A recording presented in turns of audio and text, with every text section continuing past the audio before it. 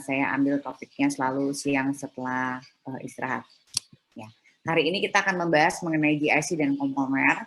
Tentunya pada topik ini secara umum kalian harus memahami perbedaan dari dua jenis bahan ini.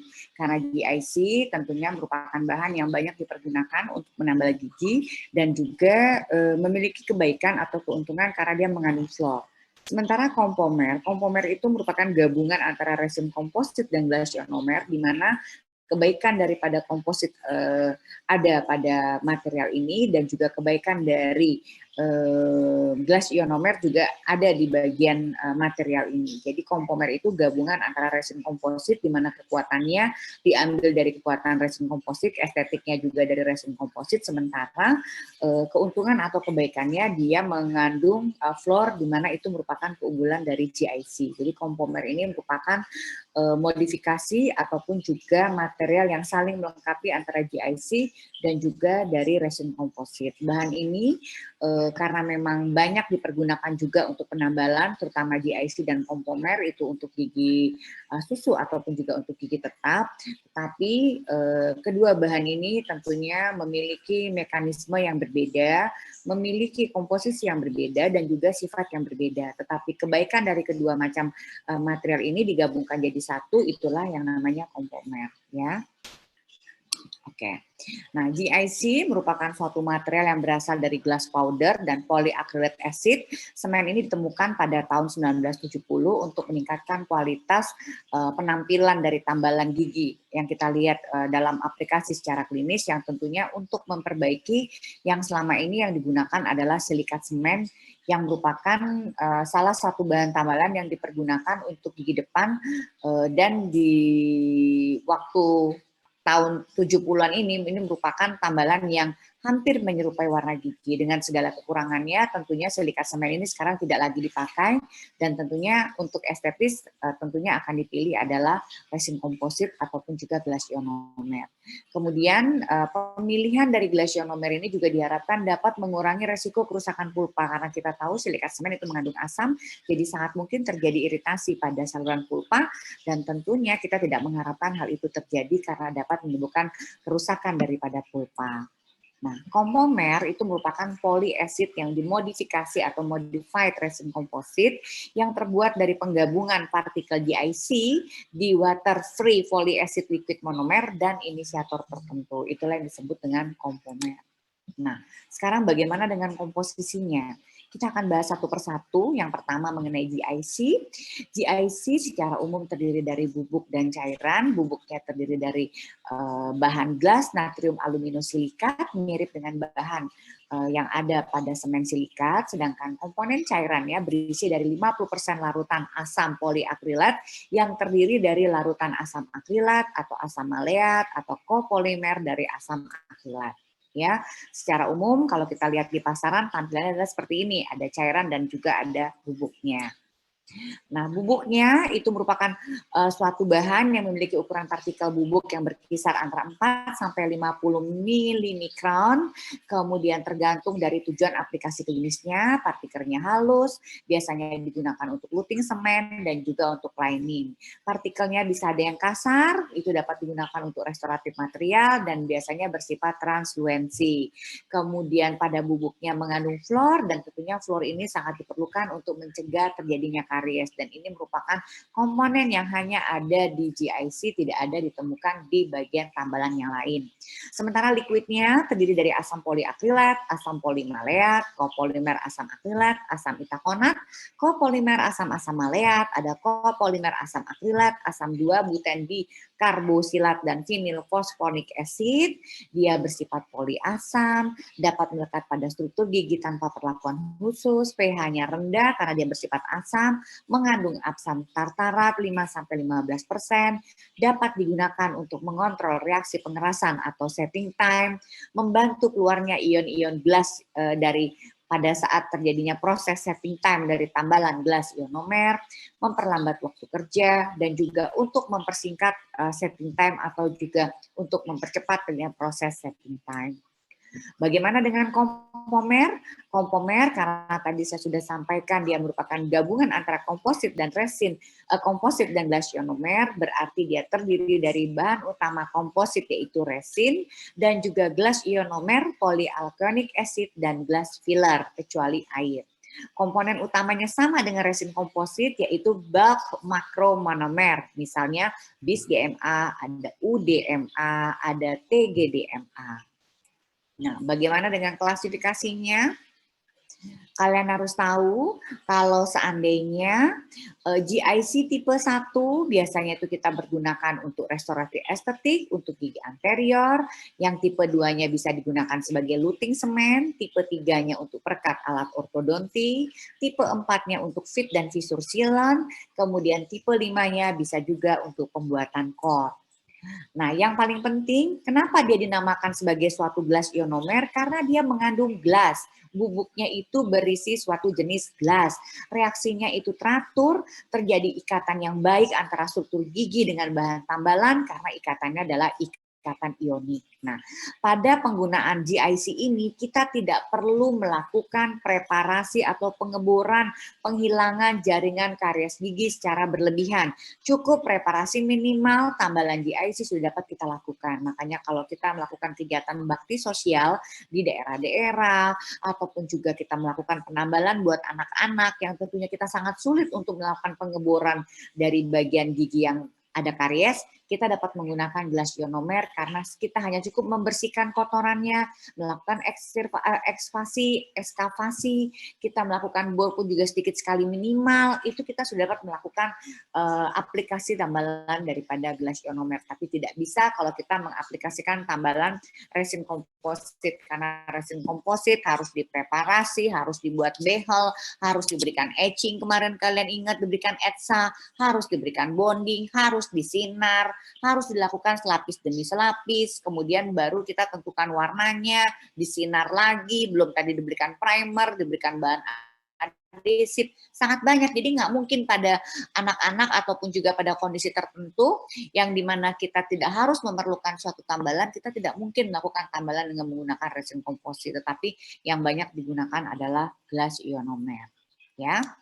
Nah, di sini tadi saya sudah sampaikan untuk tipe 1 juga dapat digunakan sebagai luting crown, jadi untuk penyemenan atau untuk sementasi pada saat kita ingin membuat atau melakukan insersi crown, braids, ataupun juga untuk melekatkan orthodontic bracket, itu kita bisa gunakan di IC tipe 1 untuk menyemen inlay, onlay, jembatan, rasio bubuk dan cairannya 1,5:1, ketebalannya 25 mikron atau kurang, dan kalau kita lihat di radiologi gambarannya radio opak. Untuk tipe 2 di pasaran itu sekarang dibedakan menjadi 2, tipe 2A dan tipe 2B. Tipe 2A itu estetiknya biasanya untuk restoratif, biasanya untuk tambalan gigi depan, untuk estetik. Perbandingan bubuk dan rasionya 2,5:1 sampai 6,8:1. Sifatnya radiolucent, kalau tadi radio opak, memiliki setting time yang sedikit lebih panjang dan harus diberikan secara berlapis dan juga memerlukan bonding agent. Tapi untuk tipe 2B, di sini dia merupakan reinforced restoratif semen, memiliki kekuatan tekan atau kompresif yang lebih baik, kemudian tidak terlalu mementingkan estetis, pengerasannya cepat, rasio bubuk dan cairannya 3:1 sampai dengan 4:1. Kalau di radiologi gambarannya bersifat radio opak, mengeras juga dengan cepat, tetapi dapat terjadi dehidrasi atau penguapan cairan 2 minggu setelah aplikasi. Jadi harus hati-hati kalau terkontaminasi dengan saliva, maka dia akan sangat gampang sekali untuk terlepas.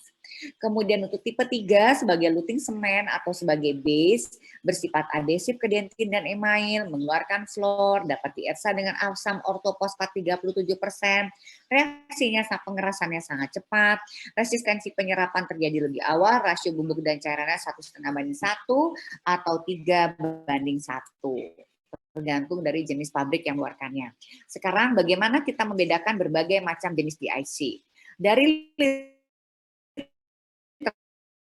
literatur dikatakan bahwa untuk tipe yang kita gunakan dan biasanya sifat lutingnya itu kurang baik dibandingkan dengan tipe 2.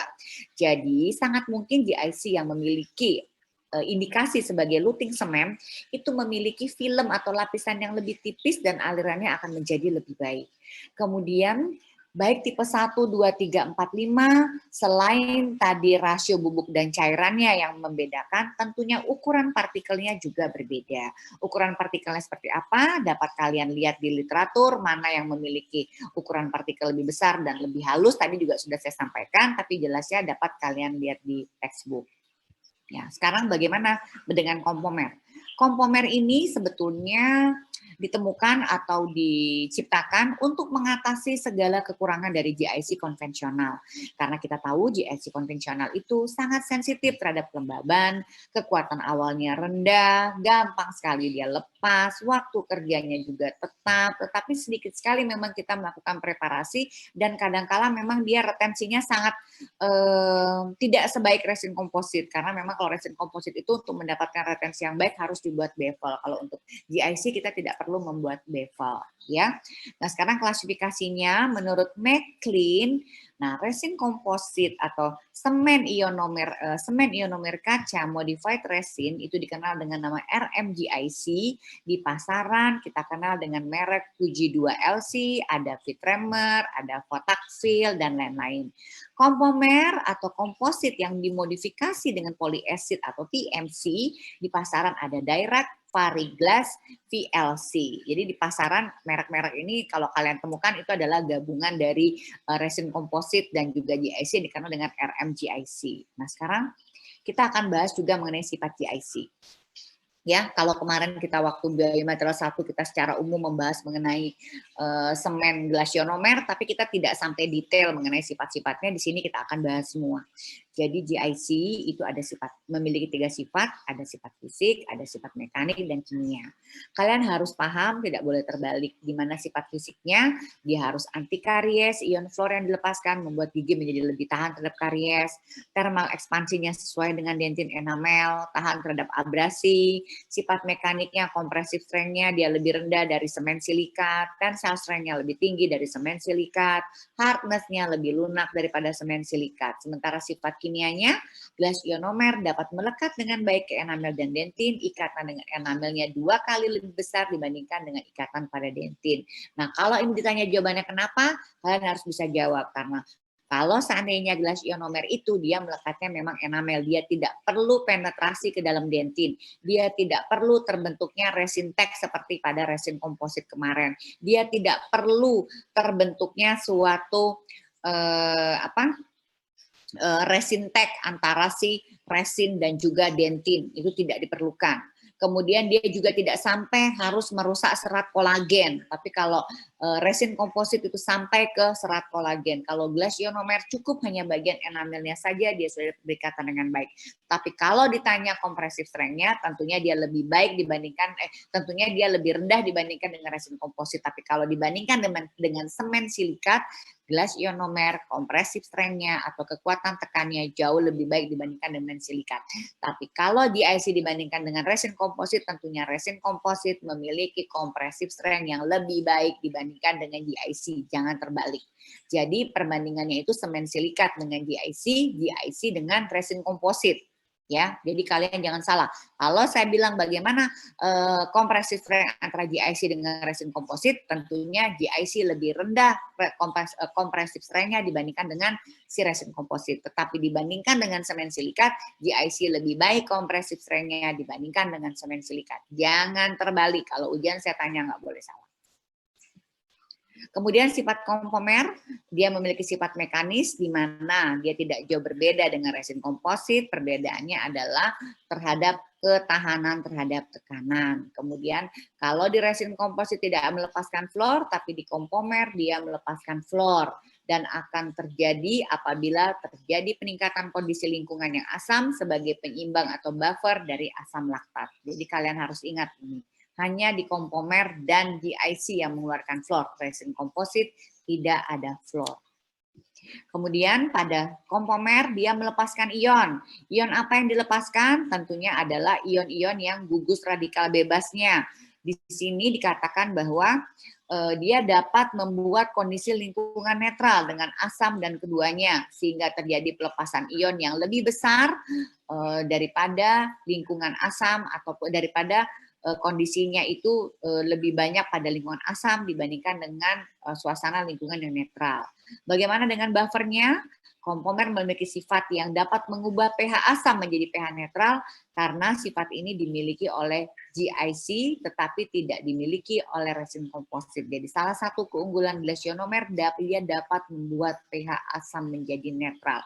Kalau resin komposit kalian tahu dia mengandung asam fosfat untuk bahan etchingnya. Tetapi kalau GIC justru dia bisa menetralkan sifat asam ya yang memang tidak dimiliki oleh resin komposit. Nah, bagaimana dengan aplikasinya? Kalian tahu tadi sudah saya sampaikan kalau GIC sebagai bahan perekat, sebagai basis tumpatan, menghilangkan hipersensitivity pulpa, dapat juga untuk tumpatan sewarna gigi, tetapi tetap kalau ditanya mana yang paling baik, kalau untuk tumpatan sewarna tentu pilihannya adalah resin komposit. Sedangkan kompomer bisa untuk tambalan kelas 1 sampai kelas 5 klasifikasi black ya, kemudian untuk membuat cor atau mahkota tiruan pada gigi susu. Saya rasa hanya itu yang dapat saya sampaikan. Apabila